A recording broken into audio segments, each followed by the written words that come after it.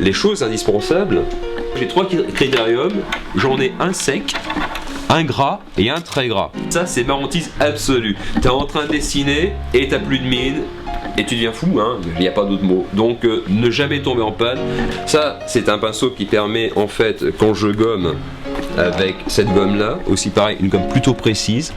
Le problème des gommes c'est que ça fait des petites peluches, donc on vire ça comme ça permet d'éviter de faire des traces sur la feuille.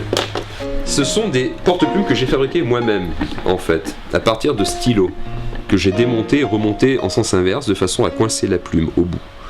Et j'ai de nombreuses plumes qui me permettent d'obtenir des traits plus ou moins nerveux, plus ou moins épais, plus ou moins secs, plus ou moins hésitants même, ça dépend. Ne jamais tomber en panne de mine, ne jamais tomber en panne d'encre. Fondamental. Il y a une petite durée d'huile pour l'aérographe, que j'ai depuis super longtemps. Il y a des petites pipettes pour l'aérographe, principalement l'aérographe.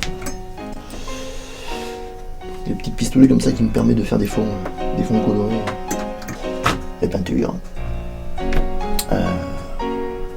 Ça, j'ai été en dédicace en Allemagne.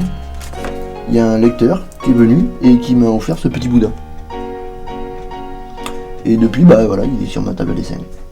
Et une paille spéciale D2R2. Ça c'est dans mon... J'ai besoin d'avoir beaucoup de trucs comme ça dans mon environnement visuel, que quand je me retourne en fait, où je bouge, j'ai toujours le moindre objet soit une sorte de source d'inspiration. En fait, j'ai besoin d'avoir un cocon comme ça. Et ouais, au fur et à mesure, j'ai acheté des tas de trucs. J'ai agrémenté mon appartement avec plein de détails. Ça commence d'ailleurs à être un peu trop surchargé.